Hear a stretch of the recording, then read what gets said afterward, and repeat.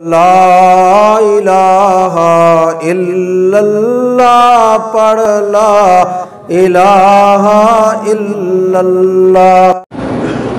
اگر 2 دن کے بعد کسی کو جلدی ہے کنکریاں مار کے جا سکتا ہے، پہلے طواف زیارت تو کرے، طواف الوداع تو کرے، کیسے جا سکتا ہے؟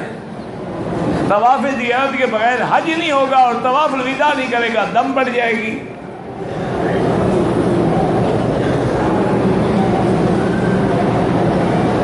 کسی واسطے سے دعا نہ مانگا کریں، دعا سیدھی اللہ سے۔ لیکن نا طواف میں جو حضور نے دعا سکھلائی ہے امت کو، وہ کیا ہے؟ ربنا آتنا فی الدنیا۔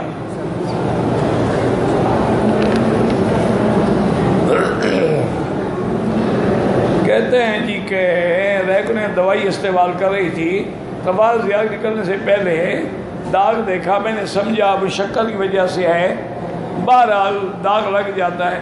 ایک بیٹی بوتی بات یاد رکھو، دوائی کی وجہ سے یہ نظام آپ کا جو ہے وہ گڑبڑ ہو گیا ہے۔ اگر آپ نے اسی حالت میں طواف کر لیا ہے، طواف زیارت، ابھی آپ مکے میں ہیں، جب 10 دن پورے ہو جائیں غسل کر کے ایک دفعہ پھر طواف دہرا لو، چونکہ 10 دن سے زیادہ حیض نہیں ہوتا۔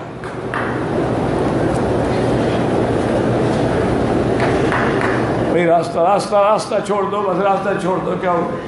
اچھا خلو جو ہے نا جی، عورت رہتی ہے، اگر خلو کے بعد مرد نے رجوع کرنا چاہے ٹھیک ہے، دوبارہ نکاح کریں۔ بھئی راستہ چھوڑ دو یار، وہ تاڑیاں پیٹتے رہیں گے۔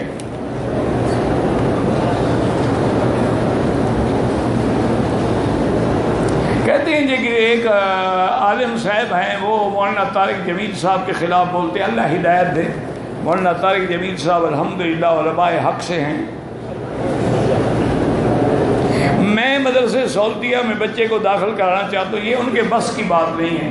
اپنے ملک میں سفارت خانہ سعودی میں جا کے درخواست دیں۔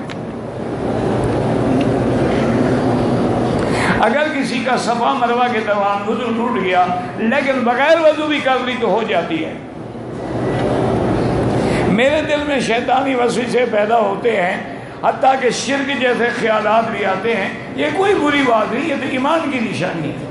اسی کو وسوسے آتے ہیں جس کا ایمان ہوتا ہے۔ جیسے گھر کے اندر سونا چاندی نہ ہو، ڈاکو جخ مارنے آئے گا۔